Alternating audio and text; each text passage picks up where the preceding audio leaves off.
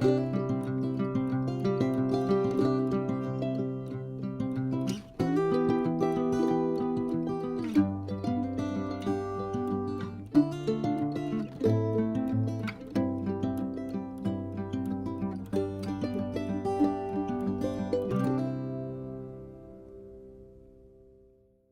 everybody, I'm Lori with Behavior Education at Spirit Keeper Animal Sanctuary. Welcome to Training Tuesday for October 11th, 2022. You have a hodgepodge of animals to see training this week, and I'm also going to go over, because some people have asked, how to put a snake away when they don't want to go back into their enclosure. Our diamond python M14 was so gracious enough to demonstrate this tonight because he did his training session where he shifted out of his enclosure, but then he didn't want to shift back in, even when he had the opportunity to earn reinforcement. So I paused and just had him shift to another location on his shift station, which he was happy to do because he wanted to stay out. And then he got to spend some time on the activity station before I had to put him away because of other things I needed to do, and that's what you're going to get to see. Well, here we go, folks. We're going to start out with M14, our diamond python. He is 4 years old. He's in a 4x2x2 enclosure right now. He was facing the opposite direction from where I was standing, and I had to get his attention with the target and ask him to do a 180-degree direction change to come out the door I had open. And then I wanted him to shift onto the station through this open hole in the middle so that he had something to support himself on. And he insisted in coming around the front of the station, which there was nothing to support himself on. So I changed my position. I went to the other side of the station. I re-engaged with the target, and I'm asking him to cross over now through the middle of the station and out the other side. And that is because if he doesn't do that, he's not going to have anything to support his body on during the training session. And he complies. He follows the target through the middle of the station over that rock that's there. And then I ask him to come around the outside of the station with just his head. That's mainly just so that you could see him and see how I mark the end of the behavior. He was patient with me and ultimately did the behavior that I asked him to do. I flattened the target from vertical to horizontal to mark the end of the behavior, to let him know he's done, that's as far as he needs to go, and he's getting reinforced. Now I've done all the enclosure maintenance I need to do. It's a few minutes later. I'm ready for him to shift back in. I'm going to target him back in by putting his sliding doors in the center position, both of them together, so that I can stick my arm in the target through one end and he can shift in through the other end. That didn't really matter because he did not want to shift back in. He's got some competing motivations here. His freedom versus the possibility of earning reinforcement. And he got frustrated and struck at the target because he was engaged with the target. He stared at it for a long time and he wasn't getting reinforced. I wanted him to follow the target into the enclosure, which was why he wasn't getting reinforced. So what we have going on here is I want him to shift in and then I'll deliver reinforcement. He does not want to shift in, but he still wants his reinforcement. And I'll show you how I test that in a minute. I went ahead and moved the target from in front of his branch to behind his branch, thinking that traversing a familiar object, his own branch in his own enclosure, and having the target a little further away to have to reach might encourage him to shift through the threshold and into the enclosure, but it didn't. His body was not moving other than the head and neck movement you're seeing. So he had no intention of shifting back in.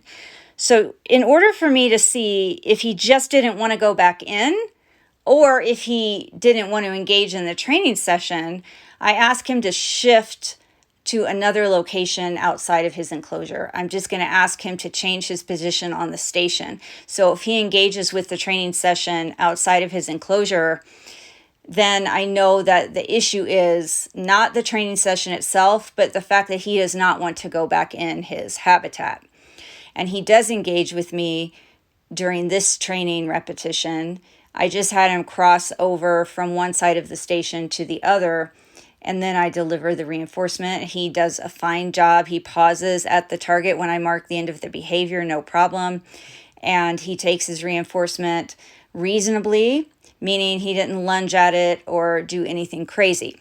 So now I've worked with I don't know how many more snakes, and he's been out this whole time climbing around the station and on top of his enclosure and back to the station, and he still does not want to go back in. So maybe an hour has gone by.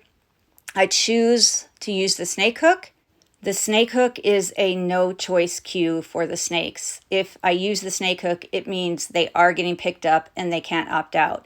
He's got his tail wrapped around the edge of this stand. He's gripping on tight. I had to pry it off. Now he's got his body wrapped around the other side of the stand. I had to pry that off. I used the snake hook to get him mostly inside of his enclosure.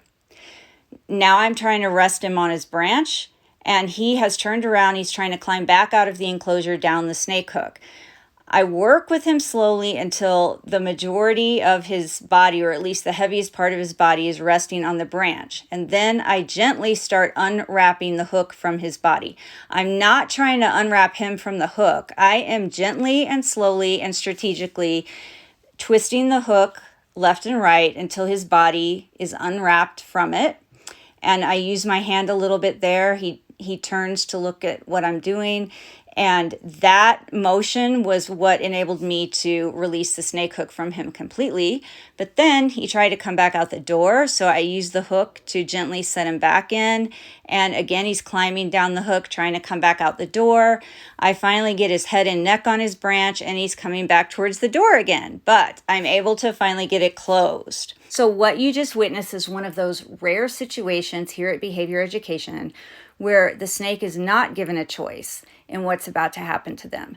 We use it for times like this when we have to put them back and they're not ready to go back, if we have to take them to the vet, if we have to evacuate, or if we have to give them medication or treat them for some type of health condition.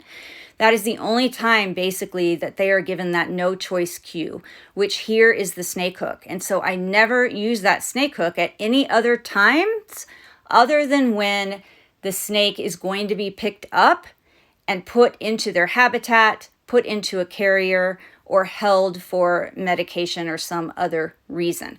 That is our no choice cue. It's the snake hook. So the snake knows that when they are touched and engaged with using the snake hook, that they don't get to opt out of whatever is happening to them. We use that very, very rarely here. This is one of those circumstances where he couldn't stay out any longer. I had to go feed other animals, in this case the horses, which are obviously not in the house, and so no one was going to be there to watch him, and he is not one of the snakes that I can trust just to roam free, unsupervised.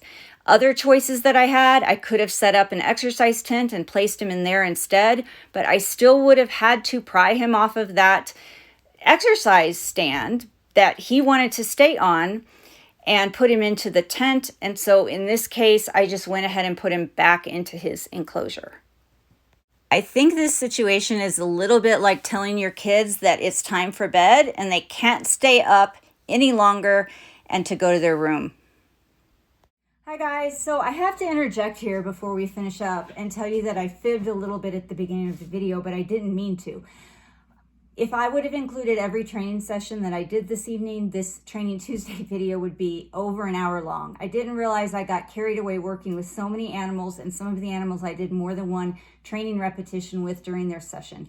I chose to include M14's 2 repetitions during his training session tonight, as well as how I put him away when he didn't want to go back after his training sessions, because I think that's important. I've specifically had people ask me how to put snakes away once they've shifted out and they don't want to go back in. This is just one method that I use. I use more than one method to accomplish that. This is just demonstrating one way.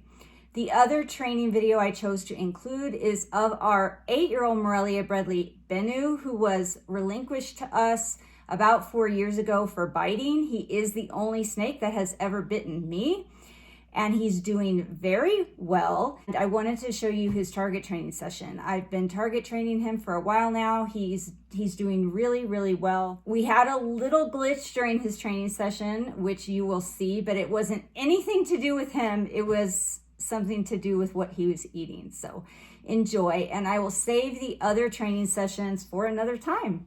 Bennu is in a 6x2x2 enclosure, and he was at the other end, the opposite end from where I was. So once again, he had to perceive the target, turn around and come to the end of the enclosure where I had the door open and his station set up. And he has no problem doing that. He has this lime green target because I don't want him to become confused when he sees me training other snakes. Most of the snakes know based on the context when it's their turn or not. But he's had so many behavioral issues that I want everything to be very, very clear for him. So he has this lime green target. He's learned to follow it very well.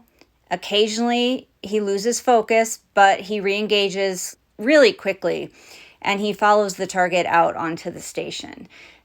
In the beginning, there was lots of striking behavior at the target out of frustration, out of associating it with food, out of just not understanding what behavior was required for him to earn his reinforcement. But he gets that now. Here's where I had a little issue.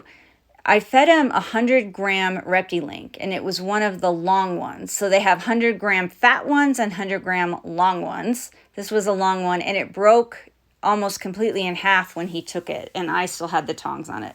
I was afraid the half that was pinched off was going to fall into the floor, so I picked him up and set him on top of the station so that he could eat, and then I moved the station because I'm going to clean his enclosure. The Reptilink did ultimately end up breaking in half. He ended up swallowing half of the Reptilink, and then he had the other half coiled. So I was able to get it out of his loose coil when he swallowed the first half and feed him the second half. And he ended up eating the whole thing just in 2 halves. And when he was finished, he climbed a little bit around the area where the station was, but then he came back to the station and he put himself away. I gave him fresh water and did some spot cleaning, and I did not have to do anything to prompt him, force him, or put him away myself. He did this 100% completely on his own, and that is the way I like to do it. I prefer this to having to force them to go back, but especially for this snake because he's had such a confused history and came with so many behavioral issues. I'm always happy when our interactions go very, very smoothly and when everything that happens is his choice.